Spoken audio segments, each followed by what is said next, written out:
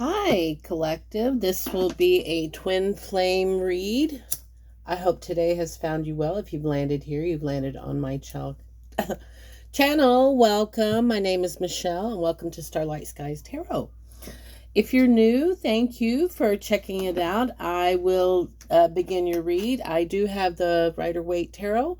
I do have my Moonology deck for overall read. And then I do have Doreen Virtue and my Fairy / Love deck. I combined the two decks together because they got very similar energy. Beautiful deck combo. Big energy there on this love read. And then I have my Twin Flame Ascension deck to give a little more clarification. All right. Let's begin. The cards have been shuffled. Let's all take a deep breath for a moment. Get a little centered. Okay. Let's see what we have going on, shall we? Now, tarot, this is general, so just take what resonates and leave the rest, right? And energies can be reversed, so be aware of that. Flip the story where it needs to be flipped. And thank you to all those who support this channel. I really appreciate each and every one of you. And if you like this energy, you can hit that sub bell and you'll be notified of all when I do my readings. I am not doing personal reads at this time, but I do open it up throughout the year for special occasions, seasons. I really like to open the channel up for then, especially towards the holiday season. I tend to open up the reads toward the end of the year. So if you be aware of that, when you subscribe, you will be notified through the community section. All right. And when I hit 1,000 subs, I'm going to be doing some giveaways and some free reads. Exciting stuff, guys. So let's get some energy here. Let's get here. Okay.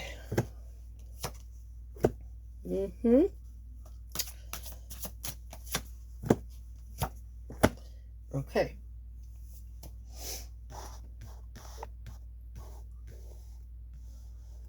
You have the 3 cups, the 3 of wands. I see you, you're currently working on yourself. You're doing pretty good. You're celebrating in life. You could just be celebrating life or special occasion coming up. Or you're around a really good group of supportive people. But I see you waiting over here. You're still engaged in life, but you're waiting. And I'm sure it has something to do with your twin. Over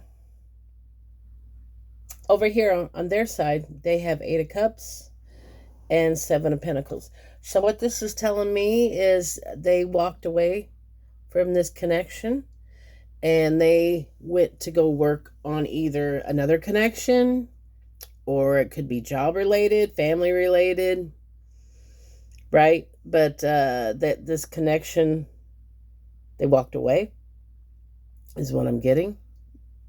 Perhaps they had the grass is greener on the other side, but we all have what we're looking for.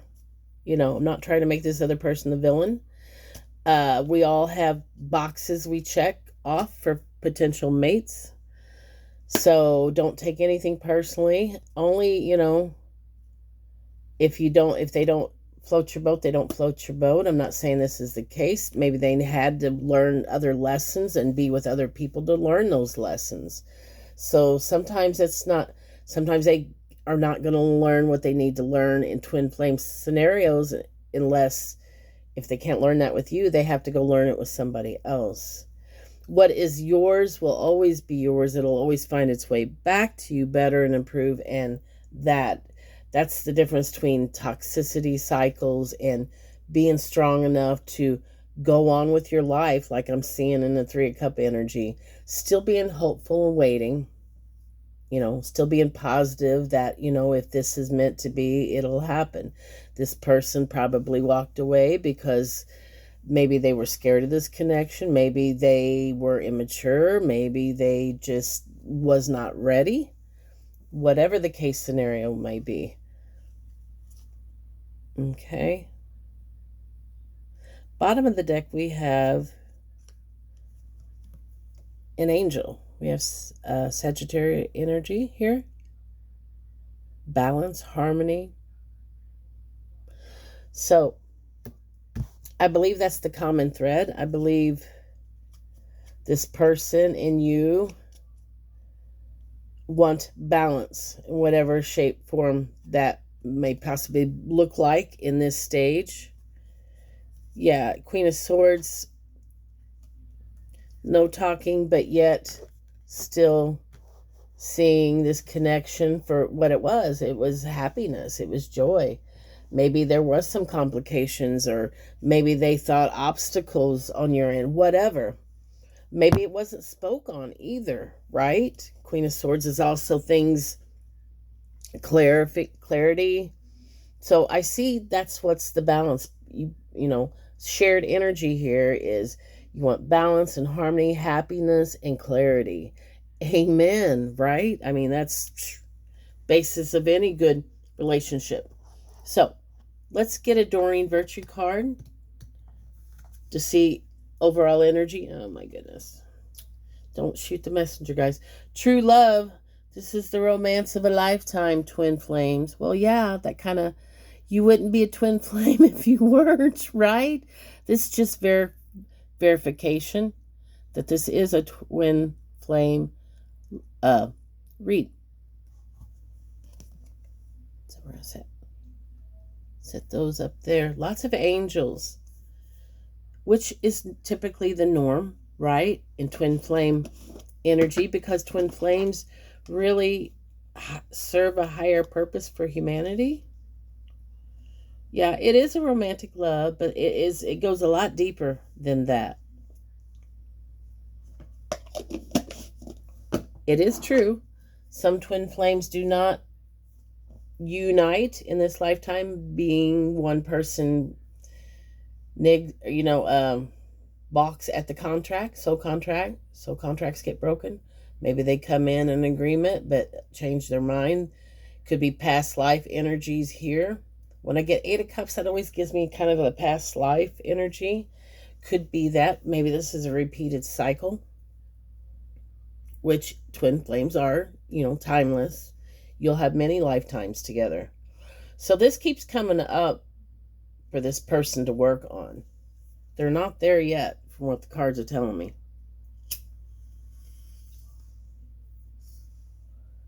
Now, let's get some clarification. I love this deck. This is such an awesome deck, this Twin Flame Ascension. Now, I don't have all these cards memorized, goodness sakes. It'd be awesome if I did. So if I need like something that grabs my eye, I will pull the book out. I'm trying not to make this read too lengthy. So Spirit, Angels, what clarifiers do we need to know? Let's get a clarifier for your energy right now. You're either going to be the Divine Femme or the Divine Masculine. Place yourself where you are in the story. Okay, your energy is 1111. It's possible you're seeing a lot of 1111 right now, which, as you know, is twin flame energy. Maybe that's an underlining theme on your end. Maybe you're still carrying this as well. Because if there's a mismatch in frequency, that also happens. That you guys will keep going round and round till you hit the right frequency. Till you learn your lessons, basically. So let go of expectations. Oh my. That does hit home for this reader. That's a hard one. Especially if you're in unconditional love, loving people. But do not, like I was saying, don't take it personal. You are everything. So for them not either seeing it or being afraid of it or thinking the grass is greener, or that this connection's probably got a little challenges, it's going to make me work a little harder, I don't know if I'm up for that, whatever. To not take that personal, to let go of expectation and still be open and warm. Not a doormat. You don't let people use you and toss you to the side, but what you do is understand that people learn through life, and sometimes you have to let them go and learn that.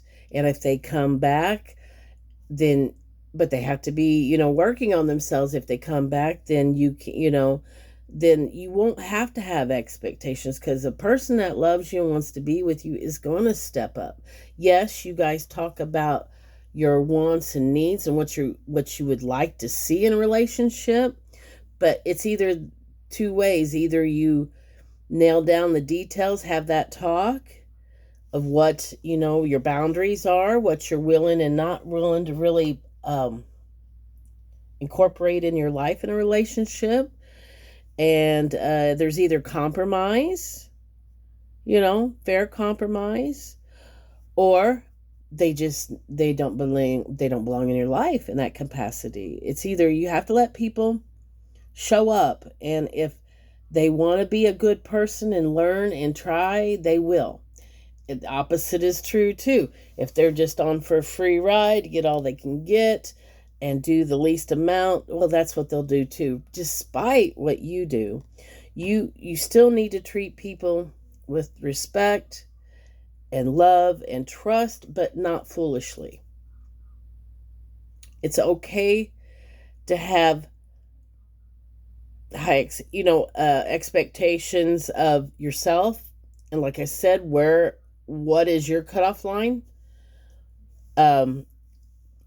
They say, I'm not a man, but I've certainly studied enough life coaches and romantic coaches and getting a man's point of view.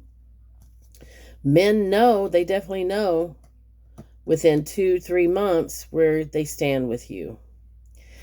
Meaning, if they see you as future investment relationship, then the 2 to 3 month mark, they're going to want to have that commitment, that talk. They're going to want to at least commit to you, right? Boyfriend, girlfriend. That would be the first step. If there's nothing happen or consistency within 6 months, we'll give people the benefit of the doubt. Life, busy schedules, fears, whatnot, maybe being burnt. 2 months is a little fast for me to know somebody. So I think 3-6 months, you should get to know somebody, see them, date them, not just on the damn phone and text. You have to meet, you just have to see how they act in the real world, right? People put on a mask all the time, and it's easy to do online, right? But you have to really see how they treat you.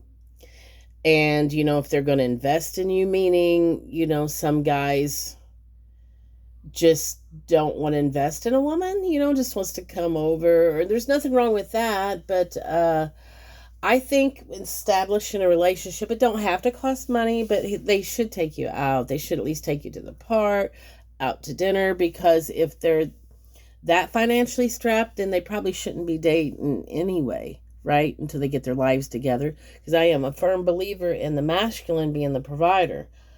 Old-fashioned whatever. It's just feminine energy, masculine energy, and it's been around since the dawn of time. It's roles, like it or not.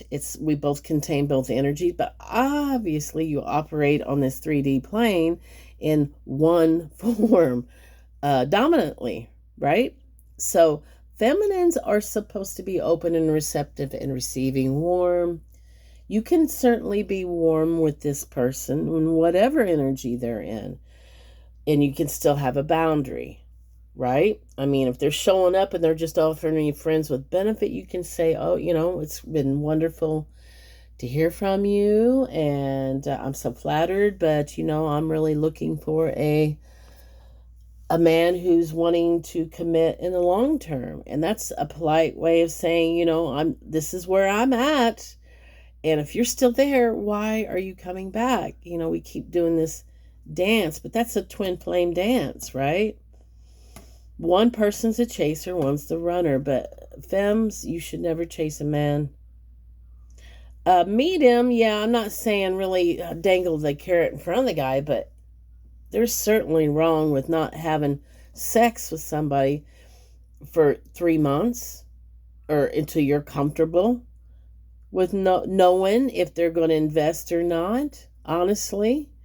And if they've stuck around for the 6th month and they've not had sex yet, well, then that's a pretty good indicator what kind of character they're at. I wouldn't hold the sex card out that long. I mean, as far as like a year or two, I think that's not, I just think that's unrealistic. But certainly that's something you could talk about if they're willing to honor that boundary or not. But certainly let go of their expectations. If a person's not ready, they're not ready. So there's nothing you can do but work on yourself. So let's get a card for this person over here who walked away, who invested in something else. Doesn't have to be a person, but it more than likely probably was. Well, yeah. We were talking about it's like when the twin flames do not unite, it's because somebody backs out of the agreement, right? They want to sever that, and it seems like this has been going on for several lifetimes. And Spirit really wants to get it right in this lifetime. There's an important mission here because look what the 8-8. And mind you, we are coming up to the Lionsgate. It's already open. Lionsgate opened on the 26th. I believe it ends the 12th or the 14th. I don't know on the ending date, but it does peak on the 8th. And your partner, the one that walked away, the 8-8, Lionsgate, guys. Honor your agreement. Mission in motion. So I really feel like this Lionsgate, Leo energy is all about courage, strength, fire energy, right? It's going after for what you want. It's yeah. So I wouldn't be surprised if you don't hear from this. I'm just this person over here. That they're going to be having an epiphany or something. Let me get the book because that just seems like it needs to be read. It just, with the Lionsgate and everything coming up, it just seems like it's kind of an important message maybe I'm not explaining. Okay. 8-8. Path of least resistance. Choose ease and grace. The journey to the heart often causes resistance, so experience ease and grace does not happen instantaneously. Fear of the unknown creates conflict and prevents you from taking action. This inner struggle will continue until you choose to face your fears. Only then will your life move forward accordingly. This card is reminding you not to worry about your choices. Instead, choose to move in the direction that provides peace and power in the present moment. You may not always understand the reason, the direction you're being guided to take, but if you allow your inner light to illuminate your path, you soon see and experience the beauty of where you're headed. Regardless, there is no right or wrong path. You will be guided towards the path that assists you to your soul's maturation to attain higher wisdom. Making decisions from your heart helps minimize future resistance when faced with challenging situations. The more you align with inner stillness, the greater your ability to take intentional action that will lead you forward to the life you deserve. So I will leave you with that. Thank you once again, and I hope you have a fantastic weekend, and God bless. Bye.